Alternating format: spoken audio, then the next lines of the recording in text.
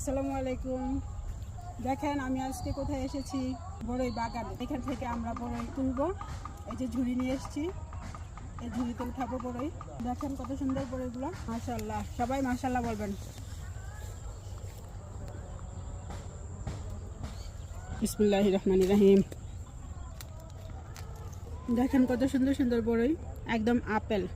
খাঁচা ভর্তি করে তো বড়ই নিয়ে বাসায় আসলাম। তো বাসায় আসার পরে এত বড়ই তার এইভাবে খেয়ে শেষ করা যায় না। চিন্তা করলাম সবাই মিলে বড়ই ভর্তা করে খেয়ে ফেলে। তো যে কথা সেই কাজ। তো পরের দিন বড়ই নিলাম, নিয়ে ভর্তার প্রস্তুতি নিচ্ছি। বড়িগুলো ভালো করে প্রথমে ধুয়ে নিলাম, ধুয়ে তারপর আইল সাইড এগুলো ধুয়ে নিলাম, ধুয়ে বড়ই ভর্তা করলাম। বড়ই ভর্তাতে দিলাম কাঁচামরিচ, ধনিয়া পাতা, দিয়েছি তেঁতুল, যেহেতু বড়িগুলো একটু মিষ্টি, আর দিলাম হচ্ছে সরিষা বাটা। সাথে সরিষা বাটার সাথে রসুনও দিয়েছি। তো রসুন আর সরিষা বাটার কম্বিনেশনে ভর্তাটার মজা এত গুণ বেড়ে গিয়েছে, আসলে বলার বাহিরে। এইভাবে কেউ কি আপেল কুলের ভর্তা খেয়েছেন নাকি? অবশ্যই কমেন্টস করে জানাবেন। আজকে এই পর্যন্তই। সবাই ভালো থাকবেন। গ্রামীণ হ্যাসেলকে অনেক ভালোবাসা দিবেন। আল্লাহ হাফেজ।